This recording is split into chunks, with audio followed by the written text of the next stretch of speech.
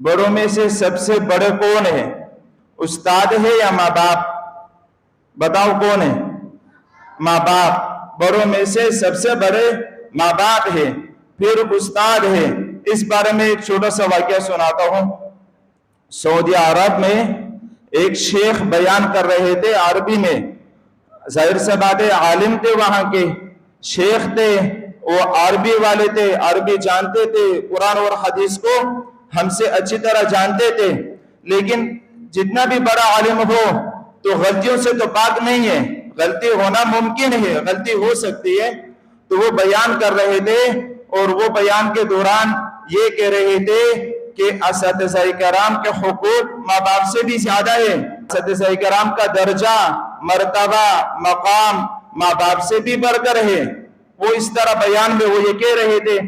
تو ایک بابا جی بیٹھے ہوئے تھے سفید ریش، وہ کھڑے ہو گئے اور انہوں نے کہا شیخ آپ نے غلط بات کہی ہے، ماں باپ کا مقام، ماں باپ کا مرتبہ استاد سے بڑھ کر ہے، ماں باپ کے حقوق استاد سے بڑھ کر ہے۔ تو وہ شیخ حیران ہو گئے کہ ایک عجمی بابا اٹھ کر مجھ پر اعتراض کر رہا ہے۔ تو اس شیخ نے کہا کہ آپ کے پاس کوئی دلیل ہے؟ قرآن اور سنت میں آپ کے پاس کوئی دلیل ہے کہ ماں باپ کا مرتبہ اساتذہ کرام سے بھی بڑھ کر ہے؟ تو انہوں نے کہا ہاں میرے پاس دلیل ہے، اور دلیل یہ ہے کہ قرآن کریم میں جہاں پر اللہ تعالیٰ نے اپنا حق بتایا ہے کہ میرے عبادت کرو، میرے علاوہ کسی کی عبادت مت کرنا، وہی ساتھ ساتھ اللہ تعالیٰ نے یہ حکم دیا ہے کہ والدین کے ساتھ حسن سلوکی کے ساتھ پیش آؤ، والدین کا عزت احترام کرو، وَلَا تَقُلْ لَهُمَا اُف، والدین کے سامنے اف بھی مت کرو، وَلَا تَنْهَرْهُمَا، والدین کے اوپر غصہ مت کرو، وَقُلْ لَهُمَا قَوْلًا كَرِيمًا، والدین کے ساتھ اچھی بات کرو، محبت سے بات کرو۔